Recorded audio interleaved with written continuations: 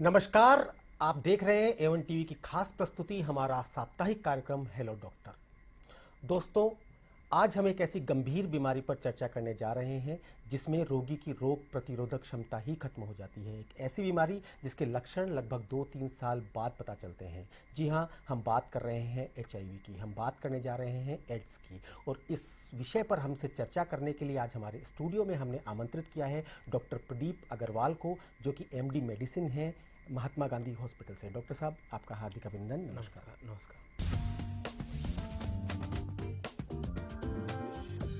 Doctor साहब, सबसे पहले HIV एग्जैक्टली है क्या?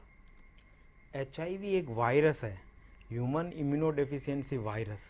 ये एक जीवाणु है जिससे शरीर में बीमारी होती है। तो ये एक तरह का सूक्ष्म वायरस होता है जो अपन नग्न आंखों से नहीं देख सकते। माइक्रोस्कोप से भी जो आधुनिक आते हैं उनमें अपन इनको कल्चर करते हैं, देखते हैं, और ये अपने को ह्यूमन जब इससे इन्फेक्टेड होता है शरीर तो अपने को बीमारी होती है। ये एक तरह का जीवाणु है। डॉक्टर साहब, जब भी HIV की बात आती है तो उसके साथ एक और नाम आता है, वो है एड्स। बिल्कुल। क्या फर्क है दोनों में, या क्या दोनों एक दूसरे से किस प्रकार से संबंधित है? HIV तो जीवाणु है, वायरस है जिससे बीमारी होती है, और एड्स है बीमारी का नाम, एक्वायर्ड इम्यूनोडेफिशिएंसी सिंड्रोम।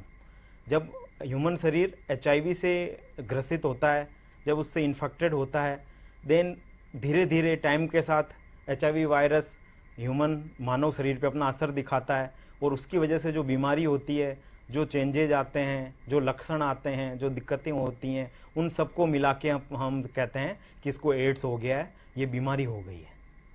किस प्रकार से पहचाना जा सकता है कि कोई व्यक्ति HIV से ग्रसित है? मतलब उसके क्या लक्षण नजर आते हैं?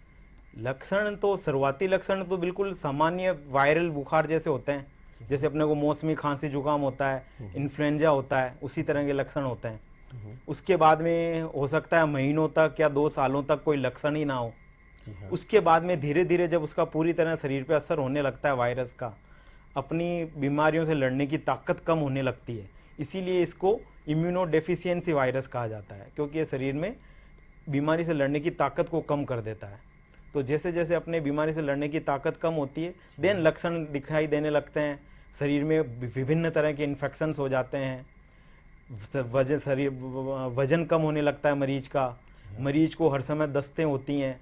मरीज आता है कि साहब मुझे 4 महीने से दस्तें हो रही हैं, 6 महीने से दस्त हो रही हैं, मुझे बुखार बना रहता है, बुखार उतरता ही नहीं है, मेरा वजन गिरता जा रहा है, मुझे बिल्कुल कमजोरी आ गई है, शरीर में बिल्कुल ताकत नहीं रही है, विभिन्न तरह की खांसी और भी बुखार, ये सब तरह के तो डॉक्टर साहब, ये जितने भी लक्षण आपने बताए ये बिल्कुल आम बीमारियां हैं जो किसी भी व्यक्ति को कभी भी हो सकती हैं। बिल्कुल। वो कैसे पता करे कि मुझे आम दस्त नहीं है या मुझे आम खांसी जुकाम नहीं है, ये कहीं ना कहीं HIV का इन्फेक्शन है? कैसे पता चल सकता है उसे?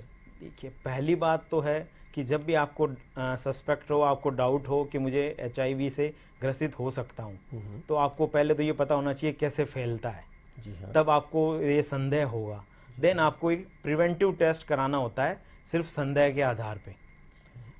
बाकी सिम्टम्स के आधार पे जब पता चलता है, जब तक तो बीमारी काफ़ी फैल चुकी होती है। कि जैसे मैंने पहले बताया कि साल भर 2 साल तक तो हो सकता है किसी तरह के लक्षण शरीर में दिखाई ही ना दें, कुछ पता ही ना चले। बाकी हम जब हमारे पास जब मरीज आता है, वो किसी तरह का ऐसा सस्पेक्टेड नहीं होता है, वो नहीं बताता है कि मैं इस तरह एक्सपोज हुआ हूँ, लेकिन मरीज को लंबे टाइम से दस्त है, सभी तरह की दवाइयाँ दे दी, जांचें करवा ली, कुछ वजह नहीं आ रही है, बुखार है पर बुखार का कोई वजह नहीं समझ में आ रही है। देन हम उसको पूछते हैं कि भाई इस तरह का कोई एक्सपोजर तो नहीं था जिससे HIV वायरस शरीर के अंदर आता है। तो हमें संदेह करके हम ये जांच करवाते हैं। जांच से ही पता चल सकता है। ओनली लक्षणों के आधार पे ये बता पाना इसको HIV है, ये मुमकिन नहीं है। आपने अभी बताया कि पता होना चाहिए कि किस किस प्रकार से ये फैलता है। बिल्कुल। तभी आदमी बता सकता है कि हाँ मुझे हो सकता है। क्या क्या कारण है जिसके कारण HIV हो सकता है? अपन बात करें आज की तारीख में सबसे ज़्यादा HIV फैलता है बिकॉज ऑफ अनसेफ सेक्स। जी हाँ। कि आप शारीरिक संबंध बनाते हैं और उसमें आप बहुत ज़्यादा पार्टनर्स के साथ बनाते हैं, अपनी पत्नी के अलावा आप सेक्सुअल वर्कर के साथ बनाते हैं और अनसेफ करते हैं। सेकंड ट्रांसमिशन होता है अपना थ्रू ब्लड प्रोडक्ट। आपने खून चढ़वाया, किसी तरह का प्लेटलेट्स चढ़वाई, तो आपको होता है। लेकिन ब्लड के थ्रू जो अपने HIV होता था वो पहले काफ़ी ज़्यादा होता था। आजकल नेशनल पॉलिसी बन गई है कि ब्लड में जब तक टेस्ट नहीं होता HIV का, जब तक वो चढ़ाया नहीं जा सकता, तो काफ़ी सेफ हो गया है पहले से। लेकिन फिर भी माइनर रिस्क रहती है कि यदि शुरुआती वो है और नहीं उसमें डिटेक्ट हो पाए। थर्ड अपना होता है कि जो ये नशे की दवाइयाँ वगैरह यूज करते हैं, वो एक ही सिरिंज से 2 जने 3 जने 4 जने अपने में इंजेक्शन लगा रहे हैं। पहले ने लगाया, दूसरे ने लगाया, उसको एड्स था, वो वायरस ब्लड के थ्रू उसमें सिरिंज में आ गया, तीसरे ने लगाया, उसको भी इन्फेक्शन हो गया। और चौथा होता है जब HIV माता है उसके थ्रू उसके गर्भ में जो बच्चा है उसको। तो ये 4 ही वजह हैं जिनके थ्रू HIV फैलता है। बाकी खाने से, पीने से, हवा से, उनसे नहीं फैलता है। कुछ और कारण जैसे कि इन्फेक्टेड व्यक्ति का यूज किया हुआ शेविंग ब्लेड अगर हम यूज कर लेते हैं तो उससे भी संभव है। उससे हो सकता है। जैसे आप नाई के पास जाते हैं तो हमेशा उसको बोलें फ्रेश ब्लेड यूज करें। आजकल तो वैसे बहुत ये कम हो गया है, पहले होता था कि नाई एक ही ब्लेड से 2 जनों की दाढ़ी बना देता था, कटिंग कर देता था। अब नहीं होता ऐसा, क्योंकि बेसिकली ये फैलता है जब HIV से जो ग्रसित व्यक्ति है उसका खून आपके संपर्क में आया, और आपके संपर्क में आके आपके भी कट लगा है, उसके थ्रू आपके संपर्क में आ गया, आपके ओरल के थ्रू आपके संपर्क में आ गया। जब तक HIV ग्रसित व्यक्ति का खून या उसके बॉडी प्रोडक्ट आपके संपर्क में नहीं आएंगे, जब तक नहीं फैलता है। तो ब्लेड आप दूसरे की यूज नहीं कर सकते। बिल्कुल सही कह रहे हैं आप। पाश्चात्य संस्कृति को फॉलो करते हुए आजकल टैटू का चलन बहुत ज़्यादा है। क्या टैटू नीडल भी एड्स का कारण हो सकती है डॉक्टर साहब? थ्योरिटिकली ये कहा गया है कि टैटू नीडल के थ्रू हो सकता है, लेकिन प्रैक्टिकली ऐसे बहुत ज़्यादा केसेस रिपोर्टेड नहीं है। हम अध्ययन करते हैं उसमें बहुत ज़्यादा ऐसे केसेस नहीं आए हैं जो थ्रू टैटू फैले हों, लेकिन थ्योरिटिकली पॉसिबल है। क्योंकि ब्लड उसमें भी यदि ब्लड बाई टैटू नीडल में यदि ब्लड लगा है और वो HIV ग्रसित व्यक्ति है और वो दूसरा यूज करता है तो बिल्कुल थ्योरिटिकली पॉसिबल है।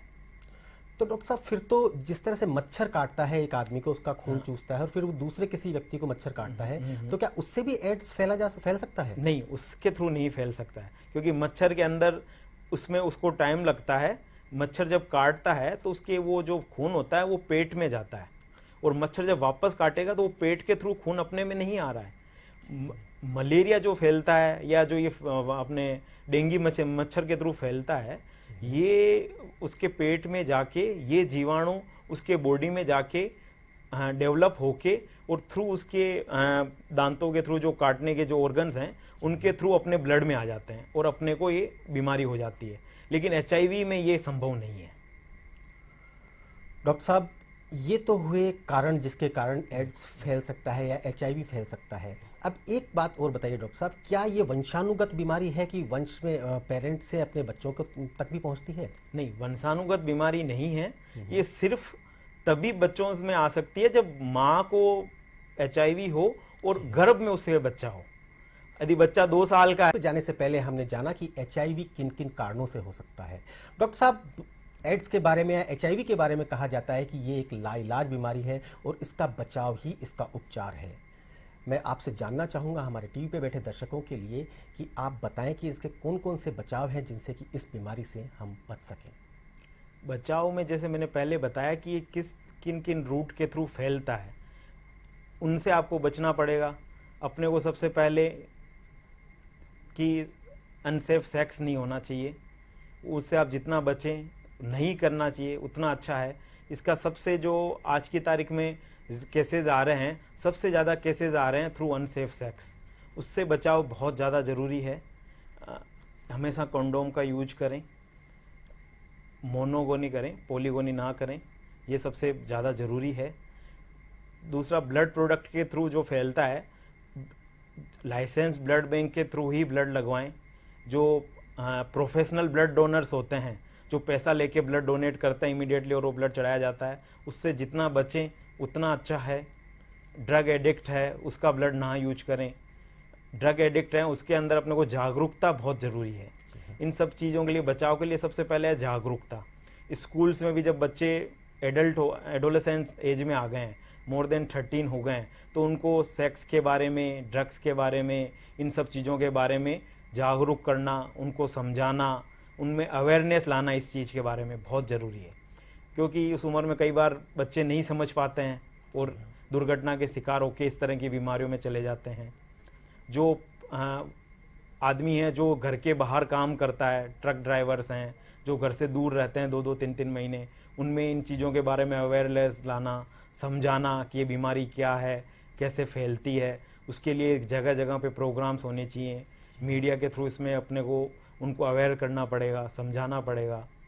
और माँ को यदि HIV है और वो गर्भावस्था में है तो यदि उसको दवाई दी जाए बराबर पूरे गर्भावस्था के दौरान तो, और डिलीवरी अच्छे से कराई जाए उचित सेंटर पे, तो HIV बच्चे में होने के चांसेस बहुत कम किए जा सकते हैं। पहले चांसेस में कम से कम 60 से 70% चांसेस कम किए जा सकते हैं कि माँ से बच्चे में HIV ट्रांसमिशन ना हो। डॉक्टर साहब, आपने बताया ये सब बचाव बताए। एक ब्रेक पे जाने से पहले आपने ये बताया था कि इसका पता ही 2-3 साल बाद चलता है, तो क्या 2-3 साल बाद डॉक्टर के पास पहुंचने के पश्चात इसका इलाज संभव है? पहले जो भ्रांति थी ये लाइलाज बीमारी है वो पूर्णतः अब सही नहीं है। इसमें काफ़ी ऐसी आजकल आधुनिक दवाइयाँ आ गई हैं, अच्छी दवाइयाँ आ गई है, और भी इस क्षेत्र में भी रिसर्च चल रहा है, और भी दवाइयाँ आने वाली हैं। 1-2 दवाइयाँ हैं जो अभी अप्रूवल के लिए वेट कर रही हैं। तो उन दवाइयों के थ्रू जो अभी आ चुकी हैं, यदि वो दवाइयाँ आदमी बराबर ले और अपना पूरा ध्यान रखे, सब कुछ ध्यान रखे, तो ये बीमारी पूरी तरह नहीं मिटाई जा सकती, लेकिन ऑलमोस्ट नियर नॉर्मल, लगभग सामान्य जीवन आदमी जी सकता है और लंबे टाइम तक जी सकता है। ये पहले था कि बिल्कुल आदमी आशा खो देता था कि मुझे तो HIV हो गया, अब मैं तो मर गया, डिप्रेशन में चला जाता था। वैसा करने की ज़रूरत नहीं है। आप अपना ध्यान रखें, दवाइयाँ लें बराबर, तो आप काफ़ी टाइम तक सामान्य जीवन जी सकते हैं और अच्छा जीवन जी सकते हैं। क्या उसके बाद वो सामाजिक जीवन जी सकता है, अर्थात समाज के बीच रह सकता है वो? ये सबसे बड़ा इश्यू है आज। ये अवेयरनेस लाना बहुत ज़रूरी है।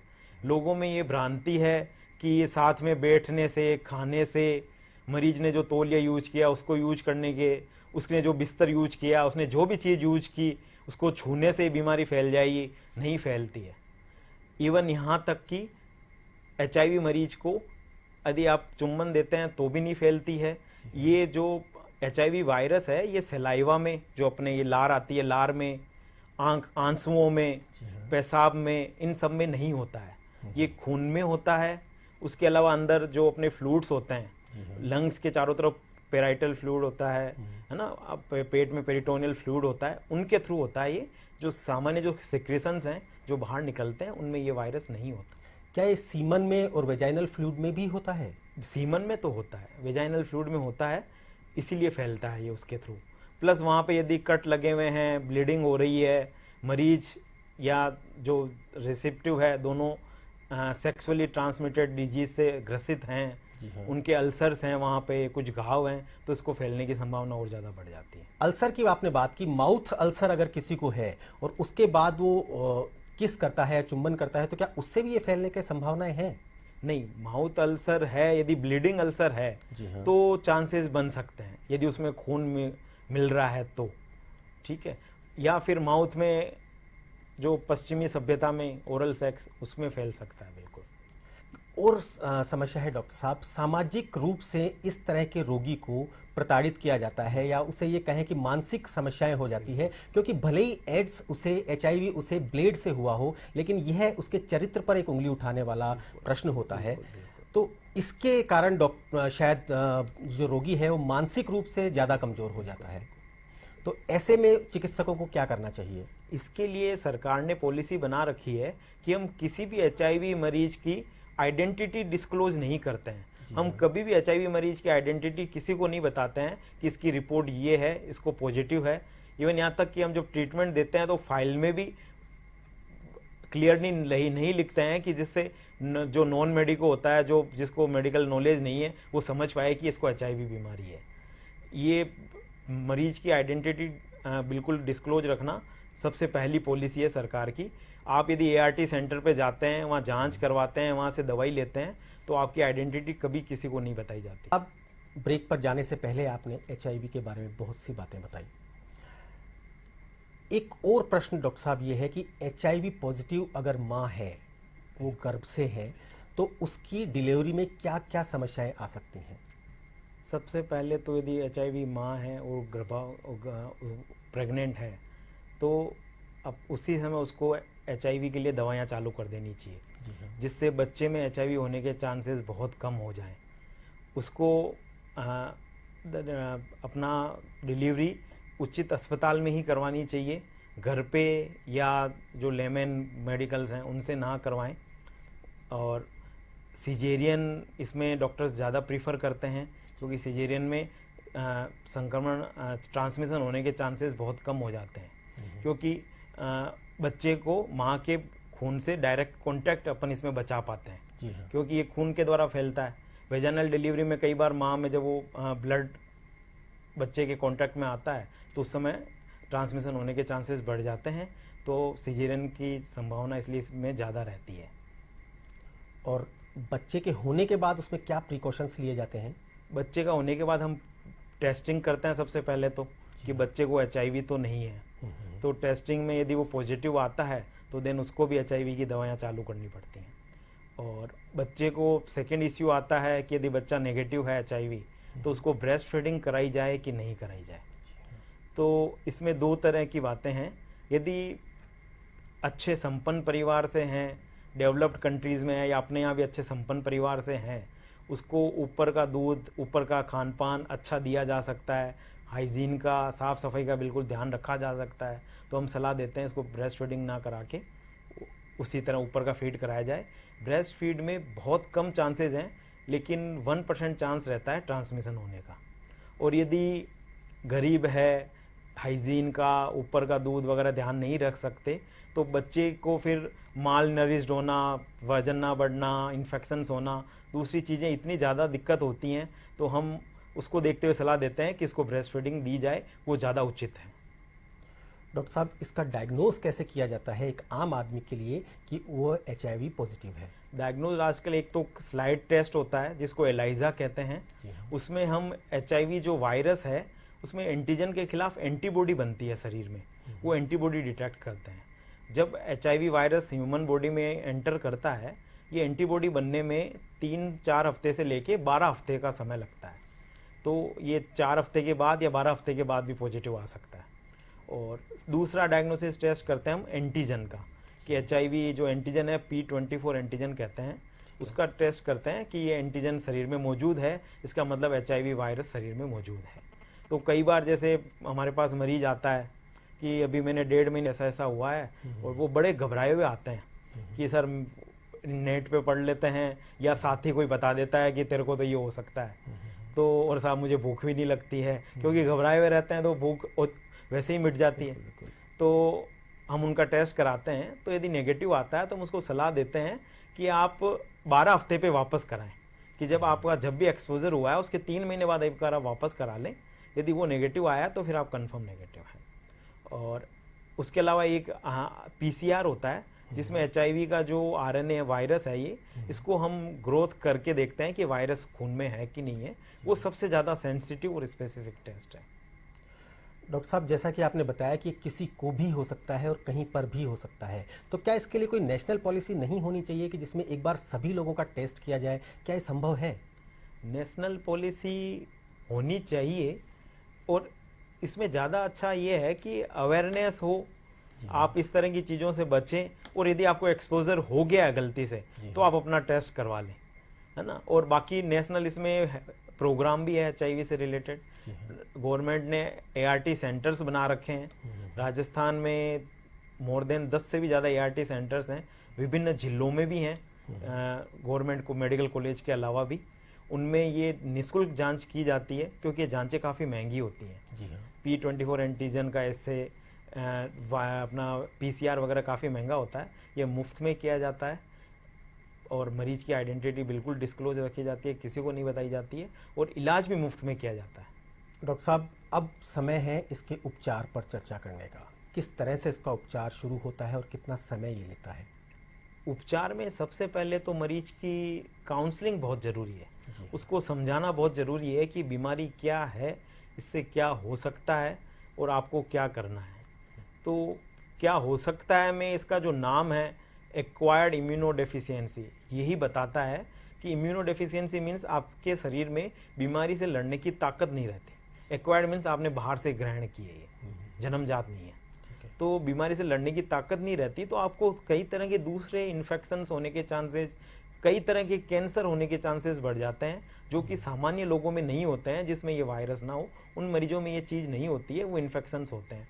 तो आपको साफ सफाई का बहुत ज़्यादा ध्यान रखना होता है, इन्फेक्शन से बचना होता है, क्योंकि शरीर में बीमारी से लड़ने की ताकत नहीं है। तो आपको बीमारी से बचना है, क्योंकि HIV में सबसे ज़्यादा जो दिक्कत होती है, मरीज को परेशानी होती है, वो होती है दूसरे इन्फेक्शंस होने की वजह से। तो TB हो गया, न्यूमोसिस्टिस कैरिनाई न्यूमोनिया होता है, इसमें खांसी की दिक्कत हो जाती है, वो हो गया, बुखार हो गया। तो इन सब से बचना है तो अपने को इन्फेक्शन से बचना है। फिर हम मरीज को समझाते हैं कि भाई ये बीमारी लाइलाज नहीं है, यदि आप बराबर इलाज लोगे तो आप बहुत अच्छी ज़िंदगी जी सकते हैं, घबराने की बात नहीं है। इसमें मेंटल एश्योर करना बहुत ज़रूरी है, क्योंकि सामाजिक स्वीकृति इस बीमारी को अभी भी नहीं मिली है। जी हाँ। अभी भी मरीज घबराता है कि पता चल गया घर में तो मेरी इज्जत क्या रहेगी, लोग मेरे बारे में क्या सोचेंगे। और फिर हम इसमें दवाइयाँ चालू करते हैं, जिसको हम हार्ट कहते हैं, highly active anti retroviral therapy. जी रिट्रोवायरस ये होता है, तो इसके खिलाफ जो दवाई काम करती है उसको एंटी रिट्रोवायरल कहते हैं। वो हम दवाइयाँ चालू करते हैं। ये दवाइयाँ काफ़ी महंगी हैं, तो ये, लेकिन ये ART सेंटर्स पे सरकारी तरफ से निःशुल्क उपलब्ध है, ये बराबर ली जाती है। और इन दवाइयों को जब लेता है आदमी तो उसको बराबर दिखाना ज़रूरी होता है, क्योंकि इन दवाइयों का कई बार उस दवाइयों की वजह से हो सकता है आप में खून की कमी आ जाए, आपके लीवर पे असर आ जाए। तो उन चीज़ों का भी ध्यान रखना होता है। बराबर डॉक्टर को दिखाते रहें, बराबर दवाई लें, सब कुछ ध्यान रखें, खान पान का ध्यान रखें, तो आप काफ़ी हद तक नॉर्मल ज़िंदगी जी जा सकती है। डॉक्टर साहब, विज्ञान ने बहुत तरक्की कर ली है, क्या संभावनाएं आप देख रहे हैं इस बीमारी पर विजय पाने की?